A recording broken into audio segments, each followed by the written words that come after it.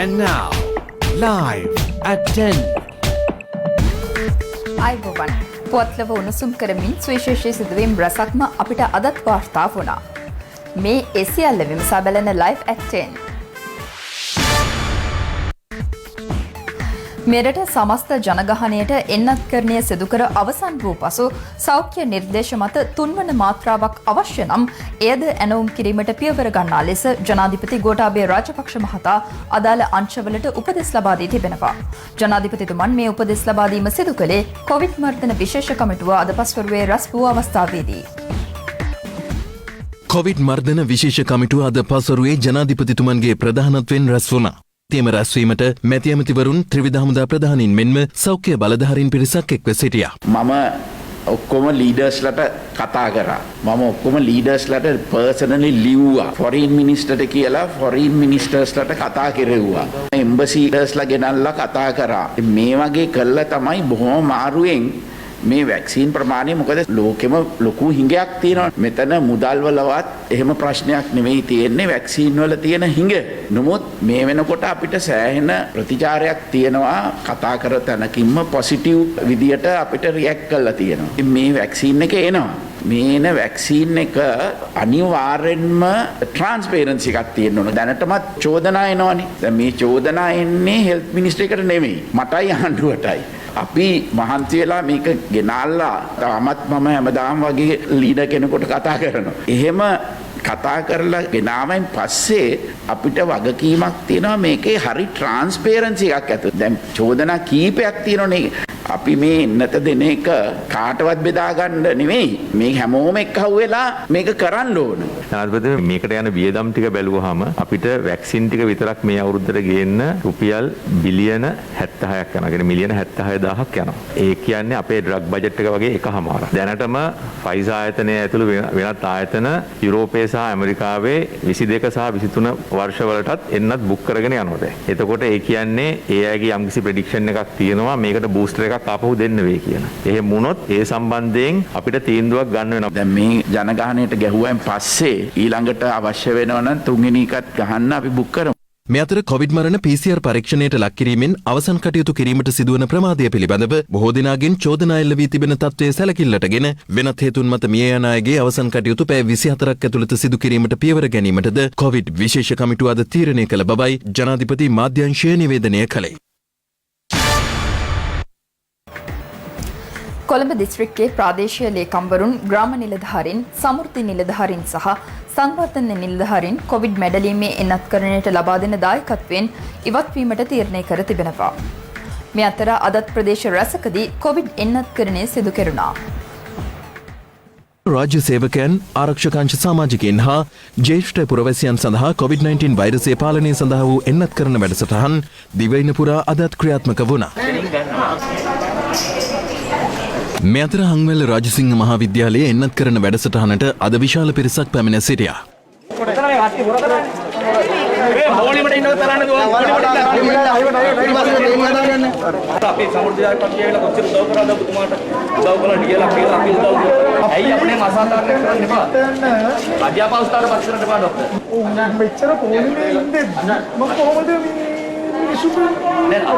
අවංකව ඩොක්ටර් විතර ගැටලු අනිත් නිලධාරියෝ සිස්ටනාම එකඟයි ඔබතුමා විතරයි මේකට රාජ්‍ය අපහසුතාවට පත් කරන්නේ. මේ අතර කොළඹ දිස්ත්‍රික් ලේකම්වරයා සෞඛ්‍ය ලේකම්වරයාට ලිපියක් යොමු කරමින් දැනුම් දී තිබෙන්නේ කොළඹ දිස්ත්‍රික්කයේ ප්‍රාදේශීය ලේකම්වරුන් සහකාර ප්‍රාදේශීය ලේකම්වරුන් ග්‍රාම නිලධාරීන් සමෘද්ධි නිලධාරීන් හා සංවර්ධන නිලධාරීන් COVID-19 එන්නත් කරන ක්‍රියාවලිය සඳහා ලබා දෙන දායකත්වයෙන් ඉවත් වන බවයි. ඊට හේතු වී ඇත්තේ කොළඹ දිස්ත්‍රික්කයේ තුල සිදුවන කොවිඩ් මර්ධන එන්නත් ක්‍රියාවලියේදී සෞඛ්‍ය නොවන පාර්ශවයන්ගෙන් පිළිගත නොහැකි මැදිහත් වීම සිදුවන බවට කියමින් රජයේ වෛද්‍ය නිලධාරීන්ගේ සංගමය සෞඛ්‍ය ලේකම්වරයාට යොමු කර ඇති මෙම ලිපියයි.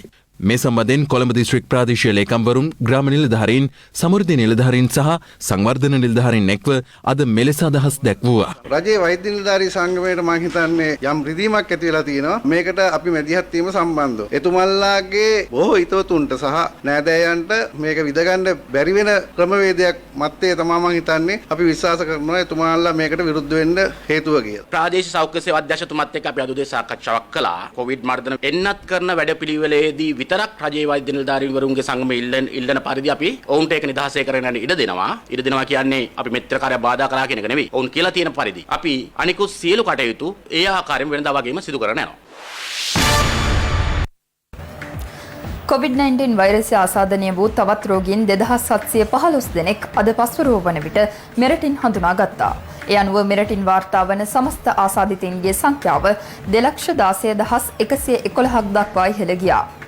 මේ අතර ඉන්දියාවේ පැතිර යන කොවිඩ් ප්‍රභේදයේ තවත් ආසාදිතයෙක් මෙරටින් හමු වී ඇති බවත් ශ්‍රී ලංකාව තුළ මේ වන විට පැතිර යන්නේ බ්‍රිතාන්‍ය ප්‍රභේදය බවත් ශ්‍රී ජයවර්ධනපුර විශ්වවිද්‍යාලයේ ආචාර්ය වෛද්‍ය චන්දිම ජීවන්දර මහතා අද අනාවරණ කළා. COVID-19 මෙරට ව්‍යාප්තිය සිදු වූ දෙවැනි සහ තෙවැනි රැලිවලදී කොවිඩ් විකෘති ප්‍රභේද කිහිපයක්ම මෙරටින් හඳුනා ගැනීමට හැකි වුණා. ශ්‍රී ජයවර්ධනපුර විශ්වවිද්‍යාලයේ ආසාත්මිකතා ප්‍රතිශක්ති වේද සහ සෛල ජෛව විද්‍යා අධ්‍යනාංශය විසින් කරන ලද පරීක්ෂණ වලින් එම ප්‍රභේද හඳුනාගත් අතර ගත මාසය තුළ ලබාගත් සාම්පලද පසුගිය දින කිහිපයේදී එලෙස පරීක්ෂාවට ලක් කෙරුණා. එහිදී ඇල්ෆා බ්‍රිතාන්‍ය ප්‍රභේදය ආසාදනය වූ රෝගීන් 80 දෙනෙකු සහ ඩෙල්ටා හෙවත් ඉන්දියානු ප්‍රභේදය ආසාදනය වූ රෝගියෙකු මෙරටින් හඳුනා ගැනීමට එම අධ්‍යනාංශය සමත්ව තිබෙනවා. බ්‍රිතාන්‍ය ප්‍රභේදය සහිත රෝගීන් කොළඹ, මඩකලපුව, ත්‍රිකුණාමලය, කුලියාපිටිය, වාරියපොළ, හබරාදුව, තිස්සමහාරාම, කරාපිටිය, මහනුවර සහ රාගම යන ප්‍රදේශවලින් හඳුනාගෙන තිබූ අතර ඉන්දියානු ප්‍රභේදය සහිත රෝගියා වස්කඩුව ප්‍රදේශයේ නිරෝධායන මධ්‍යස්ථානයකින් හඳුනාගත්තා.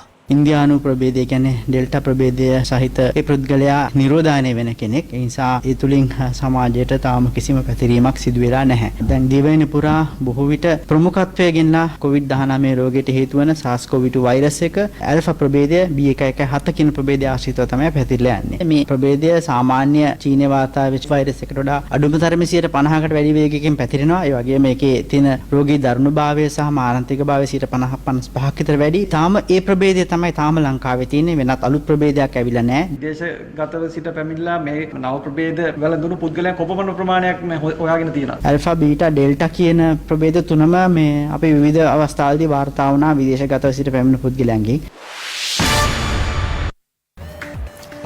වවුනියාව ශාන්තසෝලේ ප්‍රදේශයේදී මහජන සෞඛ්‍ය පරීක්ෂකවරයෙකුට පහර දුන් පුද්ගලයෙකු සොයා මේ වන විට විමර්ශන ආරම්භ කර තිබෙනවා. මේ අතර අම්පාර මධ්‍යම කඳවුර රෝහලෙන් කොවිඩ් ආසාදිතයෙකු පැහැරගෙන යාමේ පුවතක්ද වාර්තා වනවා. වලිප්පු රෝගී තත්වයෙන් පෙළෙන රෝගියෙකු ඊයේ රාත්‍රියේ අම්පාර මධ්‍යම කඳවුර රෝහලට රැගෙන විත් ඇති අතර එහිදී රෝහල් බලධාරීන් රෝගියා රෝහලට ඇතුළත් කර ගැනීමට පෙර ඇන්ටිජන් පරීක්ෂණයක් සිදු කර තිබෙනවා. එම පරීක්ෂණයෙන් රෝගියා කොවිඩ් ආසාදිතයෙකු බවට තහවුරු වී ඇති බවයි වාර්තා වන්නේ. ඒ සැලවීමත් සමග පවුලේ ඥාතීන් පිරිසක් රෝහලට පැමිණ කඩිනමින් ආසාදිත රෝගියා රෝහලින් පිටතට රැගෙන ගියේ මෙලෙසින්.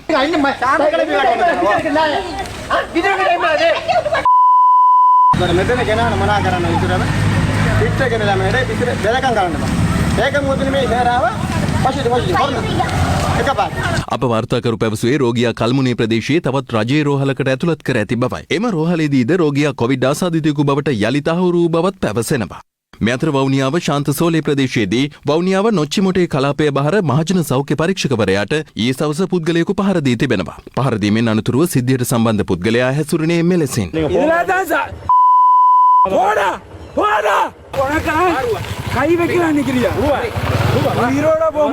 පහර කෑමට ලක් වූ මහජන සෞඛ්‍ය පරීක්ෂකවරයා වවුනියාව රෝහලේ මේ වන විටත් ප්‍රතිකාර ලබමින් සිටින බවයි පොලිසිය පැවසුවේ. COVID-19 මර්දන කටයුතු වල යෙදෙන රාජ්‍ය නිලධාරීන්ට පරිභව කිරීම, පහර දීම පිළිබඳව දැඩි ක්‍රියාමාර්ග ගැනීමට ශ්‍රී ලංකා පොලිසිය බලාපොරොත්තු වෙනවා.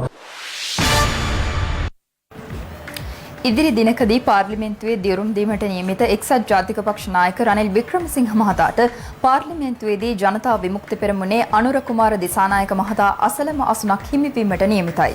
පාර්ලිමේන්තුවේ අසුන් පැනවීමේ ක්‍රමවේදයට අනුව අනුර කුමාර දිසානායක මහතා අංක 15 දරන අසුනේ වාඩි වන අතර රනිල් වික්‍රමසිංහ මහතාට හිමිව ඇත්තේ අංක 16 දරන අසුනයි. ඉකුත් මහමැතිවරණ ප්‍රතිඵලවලට අනුව එක්සත් ජාතික පක්ෂයට හිමි වූ එකම ජාතික ලයිස්තු මන්ත්‍රී ධුරය සඳහා පක්ෂ නායක රනිල් වික්‍රමසිංහ මහතා නම් කිරීමටයි මේ වන විට තීරණය වී තිබෙන්නේ. ඒ අනුව නුදුරු දිනකදීම රනිල් වික්‍රමසිංහ මහතා පාර්ලිමේන්තුවේ දීරුම් දෙනු ඇති බවයි පක්ෂයේ මහලේකම් පාලිත රංගී බණ්ඩාර මහතා සඳහන් කළේ. එක්සත් ජාතික පක්ෂයේ මන්ත්‍රීවරයා වෙනුවෙන් සභාගර්භයේ අදාළ අසුන මේ වන විටත් නියම කර ඇති බව පාර්ලිමේන්තුවේ වේත්‍රධාරී නරේන්ද්‍ර ප්‍රනාන්දු මහතා පැවසුවා. ඒ අනුව රනිල් වික්‍රමසිංහ මහතාට හිමිවන්නේ විපක්ෂයේ පැත්තේ අංක 16 දරන අසුනයි. විපක්ෂයේ පැත්තේ අංක 1 දරන අසුනේ රිෂාඩ් බදියුද්දීන් මහතා අසුන් ගන්න අතර අංක 8 දරන අසුන හිමිව තිබෙන්නේ විපක්ෂ නායක සජිත් ප්‍රේමදාස මහතාටයි. එම පේලියේම 15 වෙනි අසුන ජාතික ජනබලවේගයේ අනුර කුමාර දිසානායක මහතාට හිමි අතර රනිල් වික්‍රමසිංහ මහතා අසුන් ගන්නේ අනුර කුමාර දිසානායක මහතාට යාබද අසුනේ. අංක 17 දරන අසුන හිමිව ඇත්තේ ගජේන්ද්‍ර කුමාර් පොන්නම්බලන් මහතාටයි. මෙම අසුන් පැනවීම සිදු කළේ ජ්‍යෙෂ්ඨත්වය පාර්ලිමේන්තුවේ දරන තනතුරු හා පක්ෂ නායකයින් යන කරුණුද ඇතුළත්ව සකස් කර ඇති අසුන් පැනවීමේ ක්‍රමවේදයට අනුව බවයි පාර්ලිමේන්තුවේ වේත්‍රධාරීවරයා වැඩිදුරටත් පැවසුවේ. මේ අතර අද මාධ්‍ය හමුවක් ඇඳ වූ පූජ්‍ය ගලගොඩත්තේ ඥානසාර හිමියන් පැවසුවේ ඇතිකරගෙන තිබෙන එකඟතාවයට අනුව දැනට අපේ ජනබල පක්ෂයේ පාර්ලිමේන්තු මන්ත්‍රී දුරය හොබවන පූජ්‍ය අතුරලිය රතන හිමියන්ින් නිවත් වී දැන් එම දුරය තමන් වහන්සේට ලබා දිය යුතු ඇති බවයි. රතන හාමුදුරුවන්ට මන්ත්‍රී දුර ලබා දුන්නේ මාස 6කට. සමන් පෙරේරා මහත්මයාත් මමත් රතන හාමුදුරුවෝත් එකඟ වෙලා උන්වහන්සේගේ මට එක දවසක් දෙන්න. අපි ගෝනේ එක දවස නෙමෙයි මාසෙද දෙකද තුනද හාමුදුරුවනේ 6 දෙනෙමි ඔබ වහන්සේ ගිහිල්ලා ඔබ වහන්සේ යම් කාර්යභාරයක් තියෙනවා නම් ඒ දීපු නායකත්වයට ගෞරවයක් හැටියට ඒක ඕනෙම නම් ඔබ වහන්සේ කරලා එන්න. ඉතින් එතෙන්ද කිව්වේ ආයේ මේ ගිවිසුම් නෙමෙයි ගිවිසුම්වත් කොල කෑලි ඕන නැහැ. මගේ වචනය ගැන විශ්වාස කරා. බලන්න මම ක්‍රියාත්මක මම මගේ වචනට වග කියන විදිහම කිව්වේ. ඉතින් ඒ නිසා අපි විශ්වාස කරනවා දැන් කාලය හරි ජූලි මාසේ 5 වෙනි දිනවල මාස 6 සම්පූර්ණ වෙනවා. අනිවාර්යෙන් මේ පොරොන්දු පරිදි මම හිතනවා පක්ෂය ඒ සාධාරණ ඉෂ්ට කරයි කියලා මගේ නම යෝජනා කළා යවයි කියලා මැතිවරණ කොමසාරිස්තුමාට රතන හඳුනන දින ඉල්ලාස් වෙලා ඒ රාජකාරිය කරන්න. මොකද මේක මට ලැබිච්ච මන්ත්‍රී ධුරය. ගිනි ගැනීමට ලක් වූ MV Pearl Express නෞකාවේ තෙල් කාන්දුවක් සිදු වුවහොත් ගත යුතු ක්‍රියාමාර්ග දැනටමත් ගෙන ඇති බව රාජ්‍ය අමාත්‍ය නාලක ගොඩහේවා මහතා පවසනවා. මේ අතර නෞකාව පිළිබඳ නිරීක්ෂණ කටයුතු තවදුරටත් සිදු කෙරෙනවා. කොළඹ වරායට නාවික සැතපුම් 10කට ආසන්න දුරින් ගිනිගැනීමකට ලක් වූ MV Express Pearl නෞකාව පුරා දින 12ක් විටින් විට ගිනිගැනීම් වලට සහ පිපිරීමකටද ලක් වුණා. දැන් එය මුහුදුපත් වෙමිනුයි පවතින්නේ. ඇවේ තෙල් කාන්දුවීමක් වගේ දේවල් තියෙනවද කියලා අපිට තාම කියන්නට බෑ. මොකද අපි ඉන්න ඒ වුණත් එහෙම ඇති වුණොත් ඒකට මුහුණ දෙන්න අපි සියලුම දේවල් සූදානම් කරලා උපකරණ සූදානම් කරගෙන කණ්ඩායම් සූදානම් කරගෙන ඉන්නේ. වනජීවී සහ වන සංරක්ෂණ අමාත්‍යාංශය පැවසුවේ නෞකාව ගිනිගැනීමෙන් සිදු වූ පරිසර දූෂණ හේතුවෙන් කැස්බෑවන් 23කගේත් ඩොල්ෆින් මත්ස්‍යීන් 4 දෙනෙකුගේත් සිරුරු දින 10ක් තුල වාර්තා වී තිබූ බවයි. එමෙන්ම අසාධ්‍ය තත්වයෙන් පසුවන කැස්බෑවන් කිහිප දෙනෙකුත් මේ වන විටත් පශු වෛද්‍ය ප්‍රතිකාර ලබමින් සිටින අතර ඒ අතර කැස්බෑ විශේෂ කිහිපයකම සත්වයින් සිටින බවත් වාර්තා වුණා. ඊට අමතරව පරා, ගල්මාලු, මුහුදු ආදන් හා වෙරළාසන්න පක්ෂීන් වර්ග රාශියක් මියගොස් ඇති බවටද වනජීවී හා වන සංරක්ෂණ අමාත්‍යාංශය නිවේදනය කර තිබෙනවා. මෙවන් පසුබිමක් තුළ අද දිනේදීත් දිවයිනේ විවිධ වෙරළ තීරයන්ට මියගිය මුහුදු ජීවීන්ගේ සිරුරු ගොඩගසා තිබුණා. මේ ගාලු මුහුදුර වෙරළ තීරයට අද ගොඩගසා තිබුණු කැස්බෑ සිරුරක්. අපේ කැස්බෑවුන්, අපේ තල්මසුන්, අපේ ඩොල්පින් ඒ විනාශ වෙන ප්‍රමාණයන් පිළිබඳව අපිට එහෙම ගණනය කරන්න පුළුවන් කමක් නැහැ. මේ කැස්බෑවට මිලක් දෙන්න බෑ. මේ වැරද්ද කරපු අයට දඬුවම් දීම තමයි මගේ නම් දාන බලාපොරොත්තු. ඒ සමගින් අපි අදට ඔබෙන් සමුගන්නවා. එක්වන්න මේ ළඟට රතුවිර දේශපාලන සංවාදය සමගින් ඔබට සුබ රාත්‍රියක්.